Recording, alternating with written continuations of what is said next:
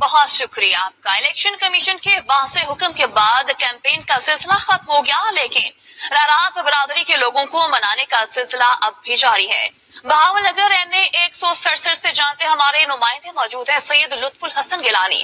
جی سید لطف الحسن بتائیے گا۔ جی بالکل، اس وقت ہم موجود ہیں بہاول نگر کے حلقہ NA 167 میں۔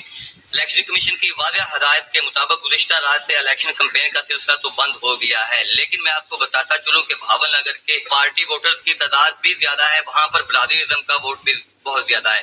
گزشتہ رات سے یہاں پہ ناراض برادریوں کو منانے کے لیے دوسرے ان کے جو برادری کے لوگ ہیں وہ ان کی طرف آ جا رہے ہیں، وہ ان کو منا رہے ہیں اور اپنے پسندیدہ لیڈر، اپنے محبوب لیڈر کے ووٹ کے لیے مجبور کر رہے ہیں۔